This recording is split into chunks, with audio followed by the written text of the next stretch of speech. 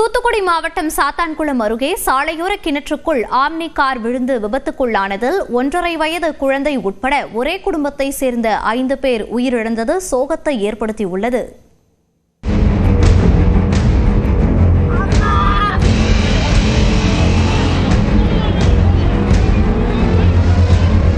கோயம்புத்தூரைச் சேர்ந்த ஷைனி கிருபாகரன் தனது குடும்பத்தினர் 8 பேருடன் தூத்துக்குடி மாவட்டம் சாத்தான்குளம் அருகே தேவாலய பிரதிஷ்டை விழாவில் கலந்து கொள்வதற்காக அவரது ஆம்னி காரில் சென்றார். மோசஸ் என்பவர் காரை ஓட்டிச் சென்றார். சாத்தான்குளம் அருகே சிந்தாமணி மற்றும் மீரான் குளத்திற்கிடையே சென்று கொண்டிருந்த போது கட்டுப்பாட்டை இழந்த ஆம்னி கார் சாலையின் வலதுபுறம் சென்று தாறுமாறாக ஓடியது.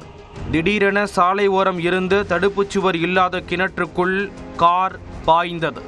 அப்போது காரில் இருந்த ஷைனி கிருபாகரன், ஜெனிட்டா எஸ்தர் மற்றும் ஹெர்சோம் ஆகிய 3 பேரும் காரின் கதவை திறந்து தண்ணீரில் நீந்தி மேலே வந்தனர்.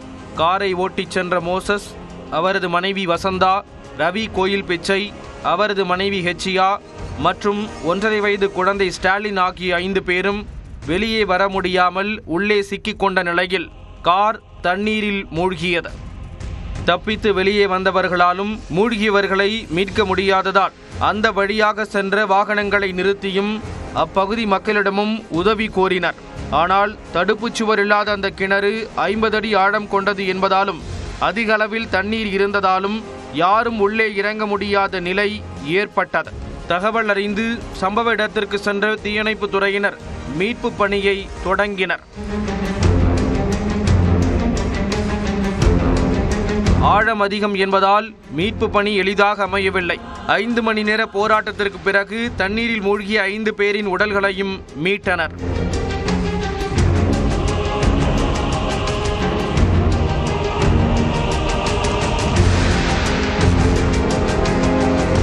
கிணற்றில் விழுந்த ஆம்னி காரையும் ஜேசிபி உதவியுடன் கயிறு கட்டி மேலே கொண்டு வந்தனர்.